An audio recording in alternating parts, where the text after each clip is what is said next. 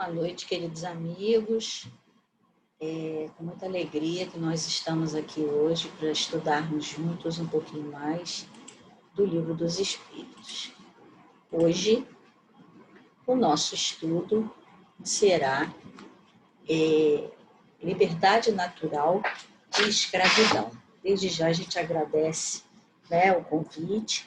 Meu nome é Lília, sou do Centro de Atividades Espíritas, em Bangu, e também do Centro Espírita Pedro de Alcântara, também em Bangu. Então, a gente está muito feliz de estar aqui com vocês. Então, falando desse assunto, nós vamos aqui, espero que todos estejam vendo aqui. Primeiro, a gente vai falar um pouquinho sobre o que é liberdade, né? Liberdade é o estado de pessoa livre, isenta de restrição externa ou coação física ou moral. Poder de exercer livremente a sua vontade. Condição do ser que não vive em cativeiro. Independência, autonomia. Então, a gente vê aí vários significados da palavra liberdade e a gente vê que todos nós, gostamos de ser livres. Que a gente vê estado da pessoa livre, isenta de restrição, exercer livremente a sua vontade, não viver em cativeiro, independência, autonomia. Então, todos nós gostamos de liberdade.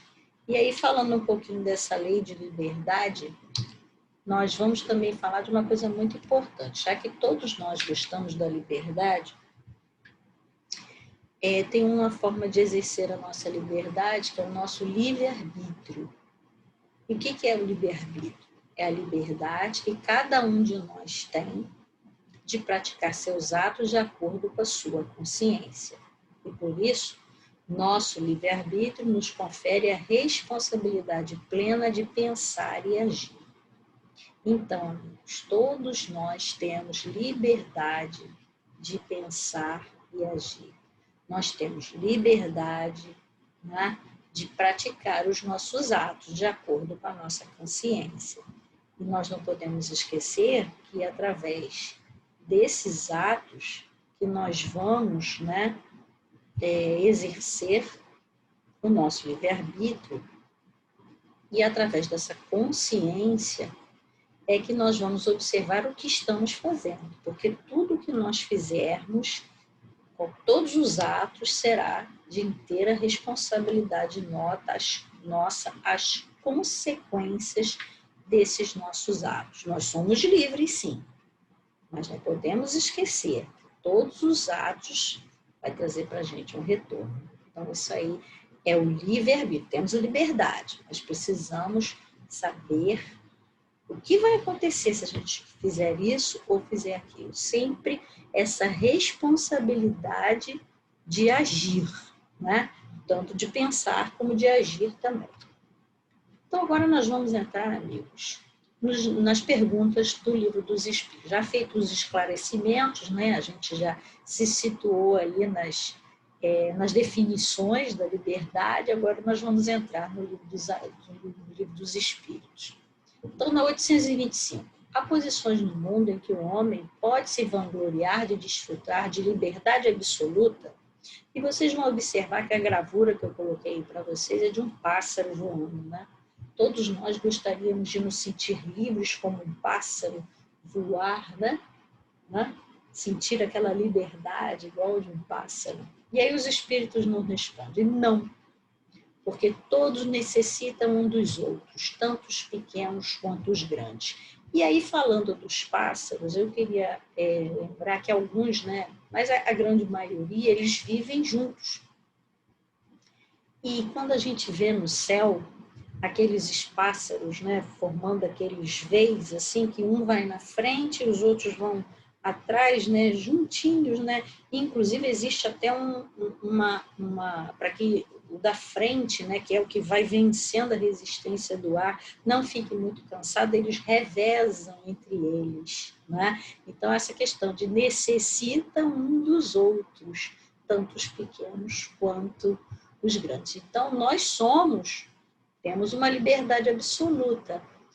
Quer dizer, não temos uma liberdade absoluta, mas nós necessitamos porque nós necessitamos um dos outros. Por isso não temos essa liberdade absoluta. Agora, 826. Em que condição o homem poderia desfrutar de liberdade absoluta? E aí os espíritos me respondem, na de eremita no deserto.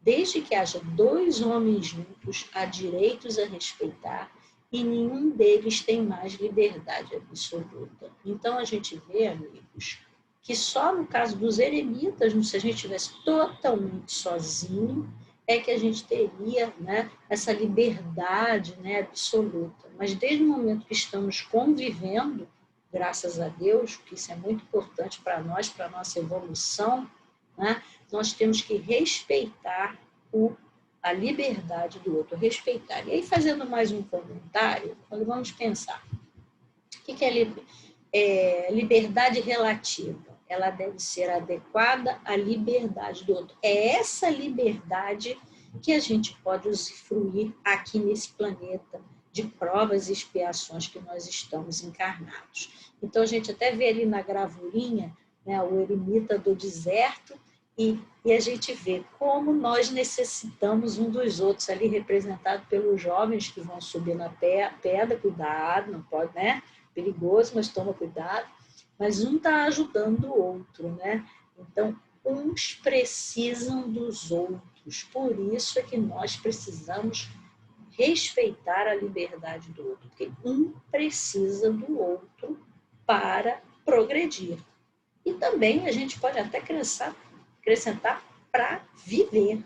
Vamos imaginar, amigos, se tivéssemos hoje em dia que para fazer um bolo, digamos, né, que leva farinha de trigo, né? Só vou citar a farinha de trigo. Imagina a gente ter que plantar o trigo, colher o trigo, processar, né, para fazer a farinha. Muita gente ia desistir de fazer o bolo.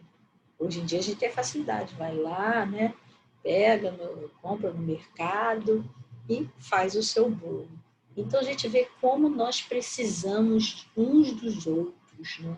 E eu dei um exemplo simples, né? Mas a gente vê que em todas as coisas, quando que a gente necessita do outro companheiro que está ao nosso lado.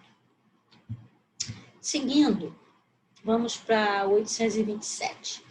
A obrigação de respeitar os direitos dos outros tira do homem os direitos de ser senhor de si? Quer dizer, ele tem que respeitar o direito dos outros, mas ele não pode ser senhor dos seus atos? E olha, os espíritos nos respondem, de jeito nenhum, porque esse é um direito que a natureza lhe concede. E eu queria chamar a atenção para essa gravurinha que eu coloquei, em que vocês veem, os dois estão ali, né? Um empurra para um lado e um empurra para o outro, né? Um tem que respeitar o direito do outro, mas eles vão ficar eternamente ali, né? Porque um não está respeitando o direito do outro. Agora, o que eles têm que fazer? Chegar a um consenso. Não quer dizer que eles não vão ser senhor deles mesmos. Sim, serão, mas tem que chegar a um consenso, né?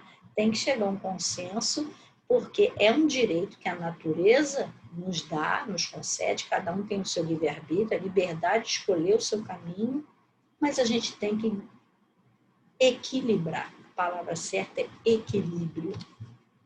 Seguindo, vamos para 828, que nos diz o seguinte: como conciliar as opiniões liberais de certos homens com a tirania que muitas vezes eles mesmos praticam no lar e com os seus subordinados? E os espíritos nos respondem: eles têm da lei natural só a compreensão, porém contrabalançada pelo orgulho e egoísmo. Quando esses princípios não são uma comédia calculadamente representada, o homem tem a perfeita noção de como deveria agir, mas não o faz. Quer dizer, aquele que simplesmente é como se ele fingisse, né? Ele é liberal, né? Mas no fundo do coração dele, ele não é liberal, ele é um tirano, né? É um tirano do lar. E aqui eu até acrescento, né, aqueles que também são assim nos espaços de trabalho, são assim na convivência com outras pessoas, que num lugar fingem uma liberalidade com as suas opiniões, mas não agem como tal. E olha que interessante que os espíritos nos dizem no final, né? O homem tem a perfeita noção de como deveria agir, mas não o faz. Então, amigos, a gente sabe que a reforma íntima ainda é muito difícil. A nossa transformação interior ainda é muito difícil. Por isso, se reconhece o verdadeiro espírita pela sua transformação moral e pelos esforços que fazem domar as suas más tendências. Então, essa luta nossa tem que ser diária, da gente realmente se transformar e da gente não parecer o que a gente não é ainda, porque somos todos muito imperfeitos. Então, precisamos lutar conosco mesmo para nos transformar, para nos modificar. Claro que essa mudança não acontece da noite para o dia, mas precisamos não ficar fingindo, não fazendo um teatro, porque Deus está vendo. Deus sabe exatamente o que pensamos, o que sentimos. Então, você está fazendo teatro para quê? Você está enganando a quem? Na verdade, você está enganando a si mesmo. Né? Então, é o que acontece com esses irmãos e conosco, né? Que estamos muitas vezes nessa situação.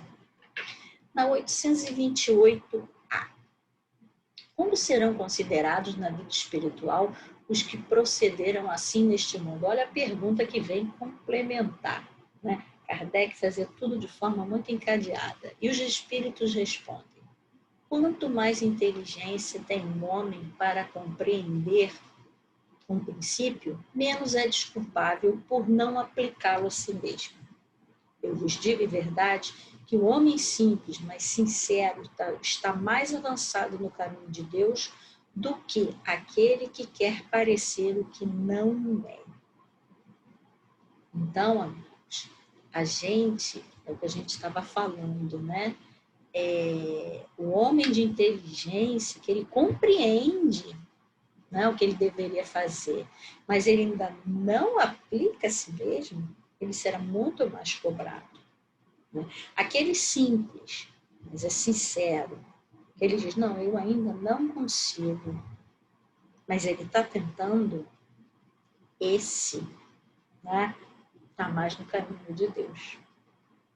Então, ele vem complementar a pergunta anterior, né, que a gente precisa realmente não ficar fingindo para os outros, nem para si mesmo. A gente tem que ser quem a gente é, mas não parar de tentar mudar. Cada dia mais trabalhar essa nossa transformação moral, essa nossa reforma íntima. E aqui eu queria dessa parte, né, muito interessante que ele fala no início, enquanto a liberdade de pensar é limitada, a liberdade de consciência sofre restrição, pois depende do nível evolutivo do espírito. E ele continua. À medida que os espíritos evoluem, a consciência do bem e do mal está mais bem definida nele. Então, nós, à medida que a gente for evoluindo, a gente tem essa consciência do bem e do mal. A gente sabe o que é certo e o que é errado. E embaixo tem a famosa frase de Paulo, né? Tudo me é lícito, mas nem tudo me convém. Né? E essa consciência não esclarecida é que pode alimentar essas ideias malsãs. Então, por isso que nós estamos aqui estudando, por isso que é tão importante a gente estudar, né? A gente estudar em grupo, a gente ler, né, as obras espíritas, a gente está se instruindo cada vez mais para que essa consciência do bem seja cada vez mais trabalhada na nossa mente, no nosso íntimo, para que a gente possa fazer mais o bem, cada vez mais. Prosseguindo. Agora a gente vai entrar na parte da escravidão, né? Aí muitos de nós podemos assim, poxa, mas a escravidão é uma coisa que já acabou há tanto tempo.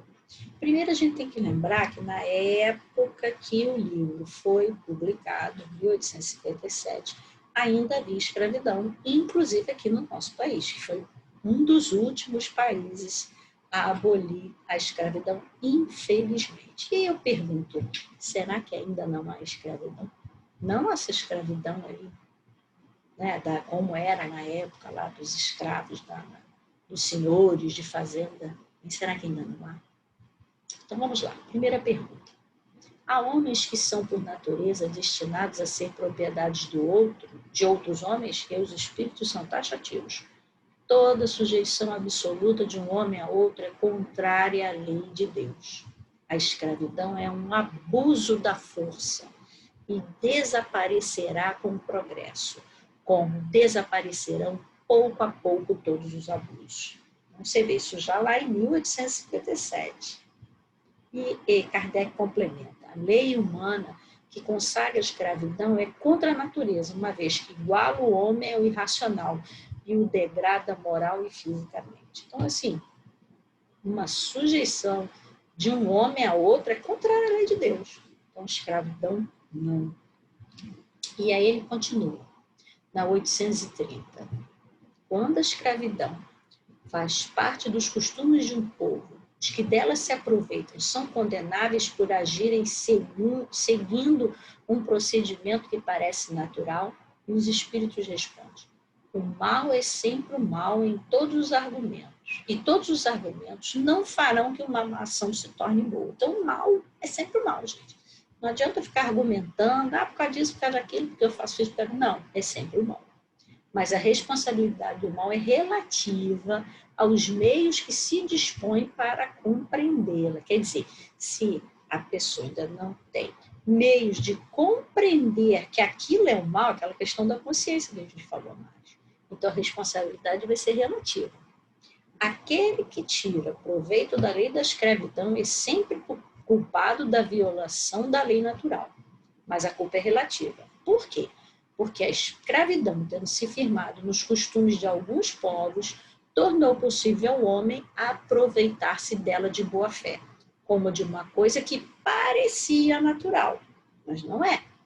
Mas a partir do momento que sua razão se mostrou mais desenvolvida e esclarecida pelas luzes do cristianismo, demonstrando que o escravo é um ser igual diante de Deus, não há mais desculpa que justifique a escravidão. Então, a gente vê, e vamos imaginar, né, a força dessas perguntas, dessa resposta, né, lá em 1857. Né? Olha que força dessa resposta. Né? A luz do cristianismo mostrou que nós somos irmãos. Se Jesus disse isso, filhos do mesmo Pai que é Deus, então, por que a escravidão? E aí, trazendo aqui para os nossos dias atuais, eu vou até passar aqui, mas vou falar logo disso, às vezes a gente não tem mais essa escravidão, mas a gente trata como escravo, né, entre aspas, como se fosse propriedade nossa, uma pessoa que está perto de nós, que é mais nova, ou até mais velha, um animal de estimação, né? No trabalho, uma pessoa que está, né, subordinada a você. Então, a gente tem que tomar muito cuidado com isso, com esses nossos costumes antigos, de outras encarnações, né? Porque todos têm direito, todos somos irmãos. Seja quem for, todos são iguais perante Deus. E aí a gente vai trazer aqui um trechinho do Brasil, Coração do Mundo, Pátria do Evangelho, falando um pouquinho da escravidão no Brasil, que dizia o seguinte: havia eu determinado que a terra do Cruzeiro se povoasse de raças humildes, buscando a colaboração dos povos sofredores das regiões africanas. Para que essa cooperação fosse efetivada sem violência, aproximei Portugal daquelas raças sofredoras.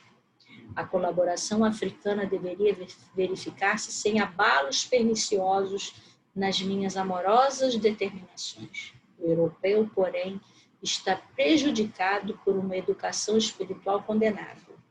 Desejando entregar-se ao prazer dos sentidos, procura eximir-se dos trabalhos pesados, alegando o pretexto dos climas perniciosos. Eles terão a liberdade de humilhar seus irmãos, em face da grande lei do livre-arbítrio. Olha o que a gente falou lá na frente. mas os que praticarem o triste comércio sofrerão o mesmo martírio nos dias do futuro, quando forem também vendidos e flagelados em identidade de circunstância. Olha aí, ó, o que acontece com a lei de liberdade. Você tem a liberdade de agir, mas depois, né, você sofrerá as consequências do seu ato. Isso aqui foi uma fala de Jesus, está lá no livro Brasil, Coração do Mundo, Pátria do Evangelho, se referindo à escravidão aqui no Brasil, que demorou tantos anos para ser abolida e que é, sem dúvida, uma mancha muito grande na história do nosso país. E aí nós chegamos a 832, que diz o seguinte: há homens que tratam seus escravos com humanidade, que não lhes deixam faltar nada e pensam que a liberdade até os exporia piores privações. O que dizeis deles? E os espíritos nos dizem: digo que esses cuidam melhor de seus interesses. Têm também muito cuidado com seus bois, cavalos, para tirar mais proveito deles no mercado. Não são tão culpados quanto os que os maltratam, mas dispõem deles como de uma mercadoria ao impedir o direito de serem livres. E aí, irmãos, a gente vê, quando a gente lê isso aqui, a gente pensa só na questão da época da escravidão. Mas vamos trazer aqui para nós. Vamos trazer do nosso dia. Como eu falei, a questão quando você tem uma pessoa, se você é um patrão e tem uma pessoa sob as suas ordens, né? Ou você até é um professor e tem alunos, né? Que você está ali, né? De uma certa forma, né? Organizando, né? Dando ordens, né? Que podemos dizer assim, no lar, né? Como falou na pergunta, né? Um pai de família, uma mãe de família, né? Pessoa que você está cuidando, né? Um animal que você cuida, né?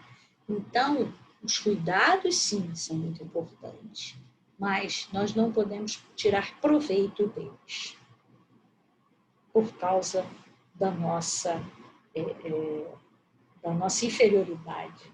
Nós temos que lembrar que eles não são mercadorias, né? Não são nossas, não são propriedades nossas, são irmãos nossos, que por um motivo qualquer, né, necessitam estar ali junto a nós, e nós, como líderes, né, devemos tratá-los com carinho, com amor, com respeito, né, tentando conduzi-los da melhor forma, dando-nos nosso braço de fraternidade, como um líder amoroso, tal como Jesus fez, né?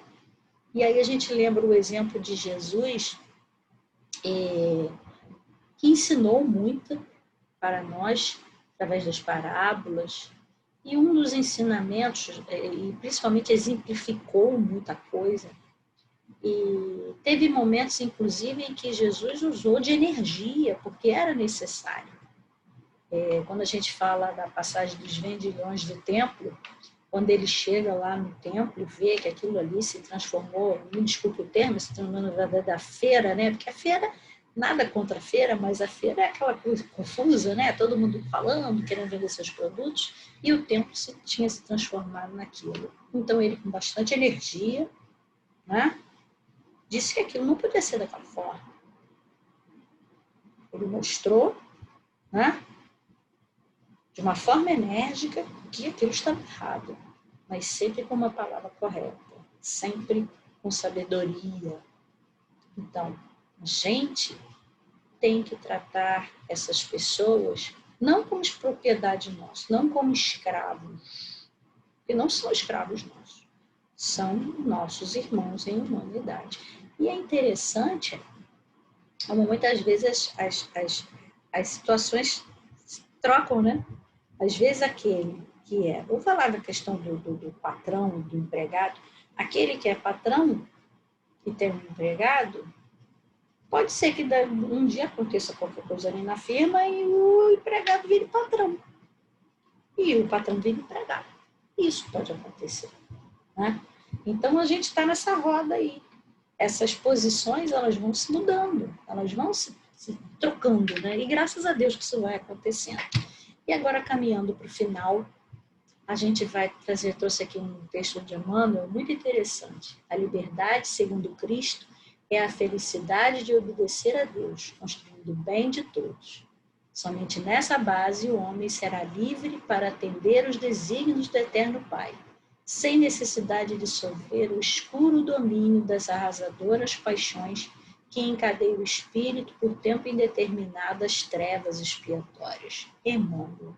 Então, olha que interessante, a nossa verdadeira liberdade, segundo Jesus, é a felicidade de obedecer a Deus, de seguir os ensinamentos de Deus.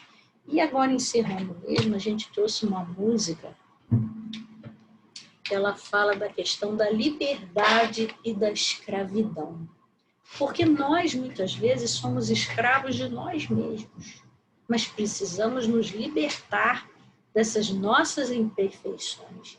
Então, nós estamos entre a vingança e o perdão, entre a verdade e a ilusão, entre a bondade e a omissão, entre o pensar e a ação, entre o amor e a sedução, entre a revolta e a mansidão.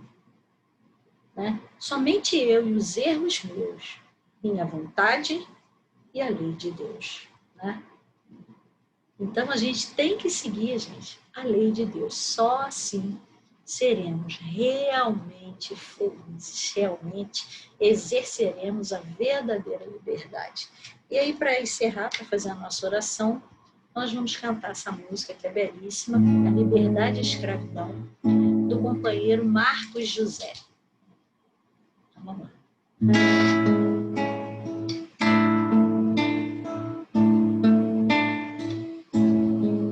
Entre a vingança e o perdão, entre a verdade e a ilusão, entre a bondade e a omissão, a liberdade e a escravidão,